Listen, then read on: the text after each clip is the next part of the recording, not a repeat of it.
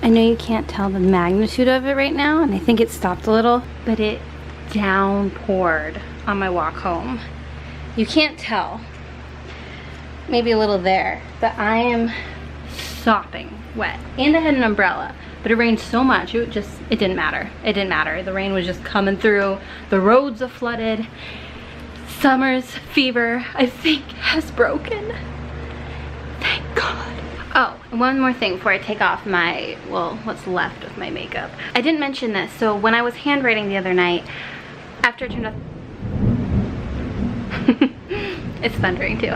After I turned off the camera, I did a little bit more writing, and I realized one of the problems I am having a little bit with rewriting and revising, is all of a sudden it's like, I've gotten to know my characters and how they developed throughout the story. So I almost think of my characters as like the end result now. Like I think of them as how they developed, which is good because it shows that they did develop so much. But like in the first chapters, I was rewriting a scene with Anna and I was like her character is so different than how my original first draft was. And I was like, wow, like, you know, something's just not ringing right. Like all of a sudden her motivations don't make sense. But I realized it's because when the story first started out, she wasn't like that. And so with revising, I have to go back and kind of like forget like who they become and try to remember who they were when they started the story. And now all of a sudden it's making more sense again. But it was like just a weird revelation, and something I don't hear people talk about that's hard with revising, is like remembering who the person was in that moment.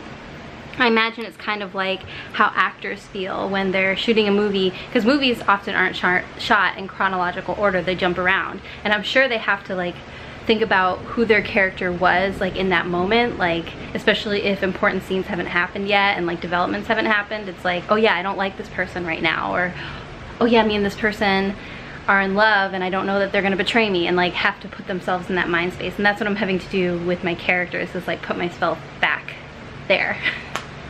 Okay, I just want to share that, and now I'm going to take off my makeup. Bye! It's so weird. On the nights I have homework, I get really sleepy. Weird coincidence.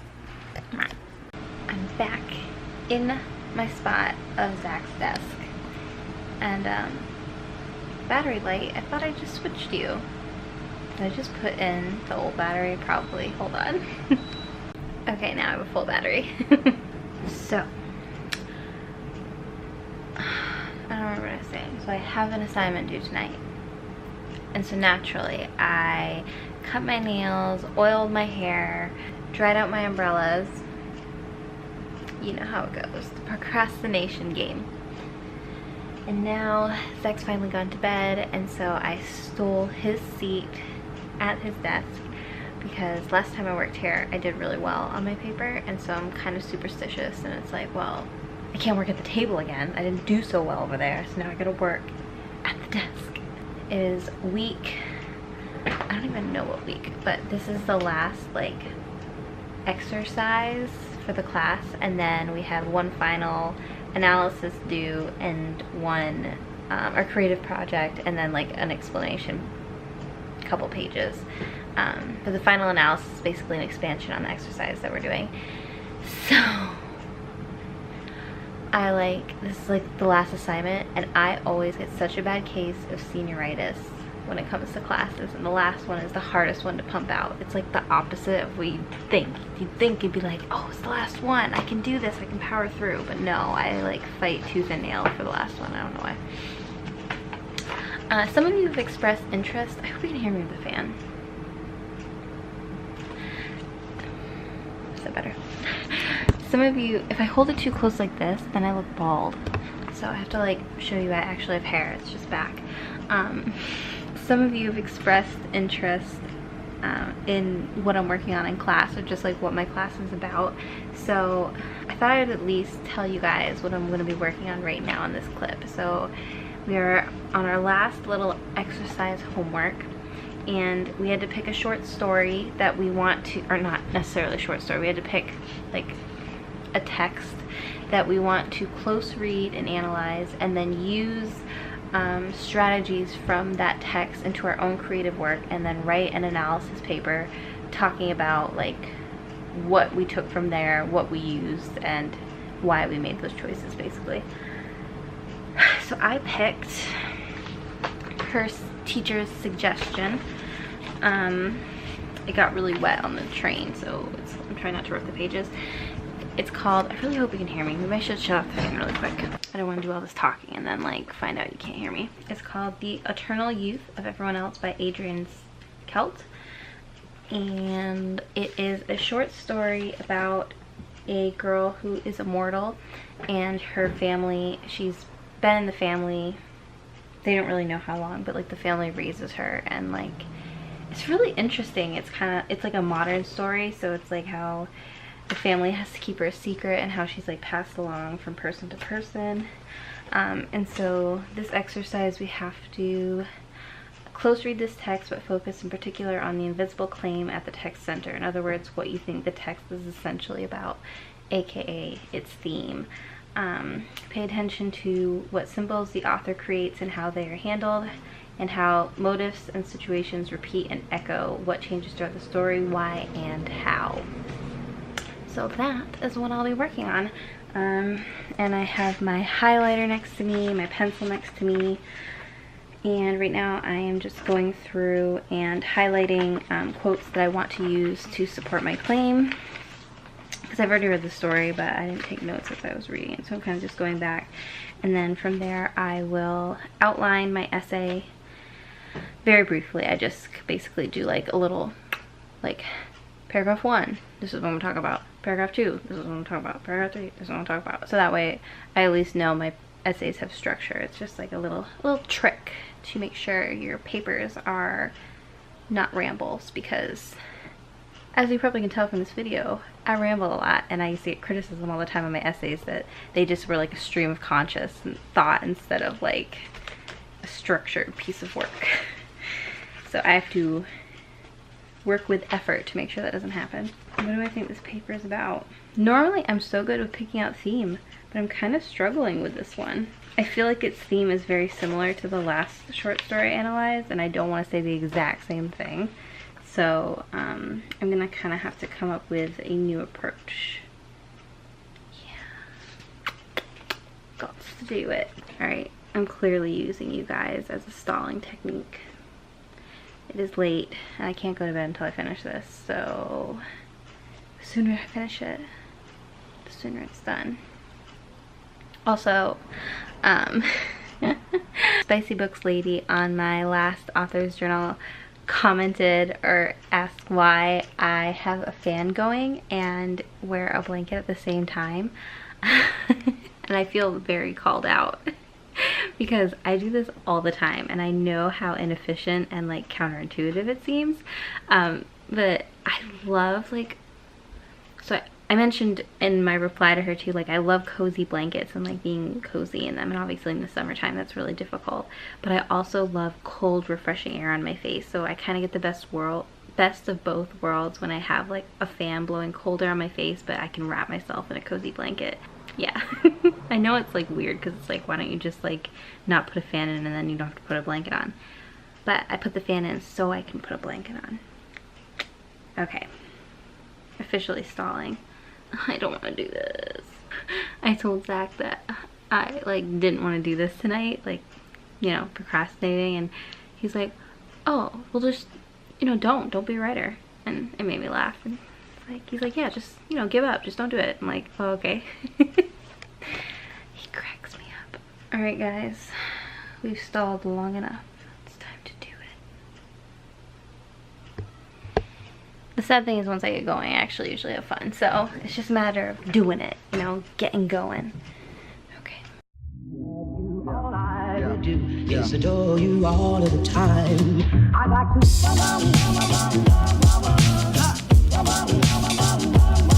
I like to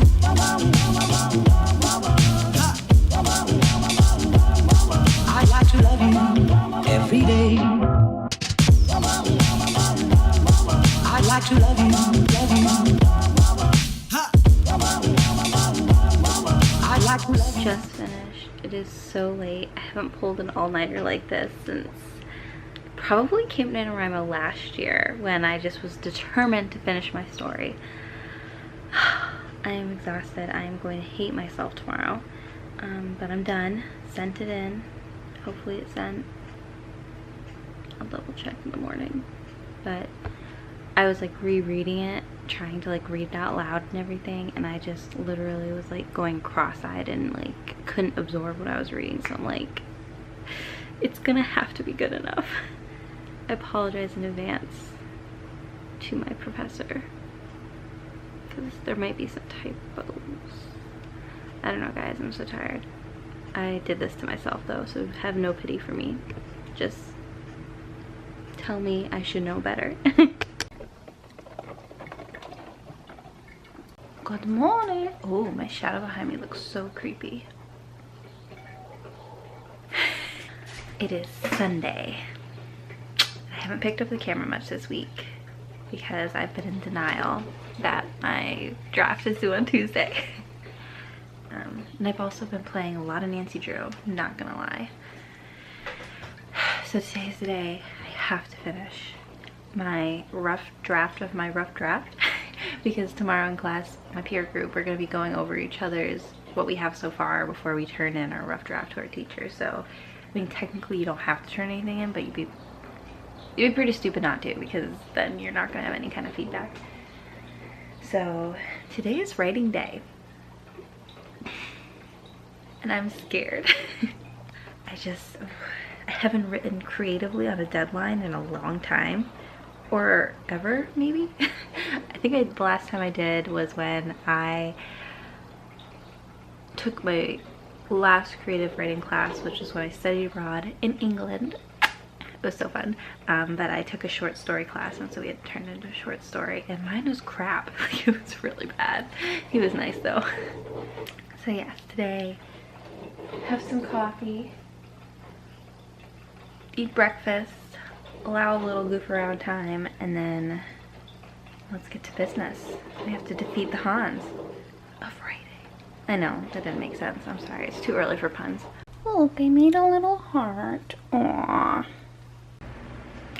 I feel like with writing, you either think you're an absolute literary mastermind or complete trash.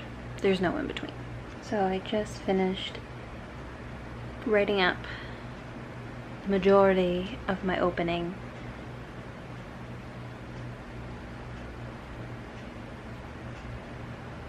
I don't know why I'm struggling so much with this. Normally, I love writing the beginning of stories. I feel like I always pick the perfect scene. I feel like it's super interesting. And I just feel like I'm not getting it. Like, I don't know where to start. I don't know who to start with.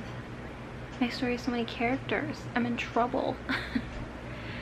I go back and forth and think, oh, I should just skip ahead and just write the rest of it, and then maybe the first chapter will be more obvious. But then it's like, but I don't even know where to skip ahead to. I feel like this is where having other eyes is going to help a lot, because they can tell me if like I'm even in the right direction. So I guess I'm ready for other eyes. I feel like my prose actually was pretty solid tonight, which I never feel that way, but it's just my ideas that suck. Okay, I'm going to actually wrap up this week because I realize it's Sunday. This week has been crunch time, and I know I haven't filmed very much, but that's because I've been writing, and I feel like sometimes when I whip out the camera, I'm not as focused as I should be. Like, I feel like someone's watching me. So today I wrote a lot, and deleted a lot, and revised a lot, and got frustrated a lot. I feel like what I just need to do is like grab a bunch of books and look at their first chapter and see how they did it. Speaking of books, as per tradition, I am reading Breaking Dawn now because I finally finished Short Life of Bree Tanner. I love Breaking Dawn. However, I will say this, I do not think the first chapter in Breaking Dawn is any good. I was reading it and I feel like it just starts slow. and it's very explainy. It's very like, it feels unnatural in the way that she explains what's happened in the past books. I'm sorry, but I feel like once it gets to the point of the 4th book in a series, you can just pretty much assume that people who are reading this have read the other ones, and you don't need to catch anyone up anymore. Maybe that's just my opinion. But then also, these books, she did 1 a year because they like wanted to crank the series out, so I'm gonna forgive her a little bit. Here, I'll do this. Guys, let me know below what your favorite book openings are. Like, what book opening scene just blew your mind? What about it made you want to keep reading? What should I do? Write my book for me, thank you. Okay, I'm gonna go. I have to go to bed, even though I'm not actually that tired. I'm more just like so frustrated that I'm all wound up, but I know I should go to bed because I have to get up early in the morning. I feel discouraged. I feel like, you know what I feel like I need to do? I need to go on a really long walk or jog. I probably should jog, let's be real. And just think. Like, run through all the different scenes, and maybe I'm opening with the wrong character. Maybe I shouldn't do Anna. Crap, should I not do Anna? I don't even know. This is hard. Whenever I wear red, my face looks intensely red on top of it. I probably shouldn't wear red. Good night, everybody. I hope you all had a better week than I did, productive wise. You know what it is? I have writer's block. Oh my god. I feel like I've never had writer's block to this extent. I have like revision block. This is when I need an agent. Someone who can like tell me what to do. Help me. Okay. Bye. See you guys in my next video. Someone once asked me if that's correct. It's almost correct. Not quite, but close. Give me your wisdom. Help me. He says go to bed. Okay. Good night. If I may, I'd like to love you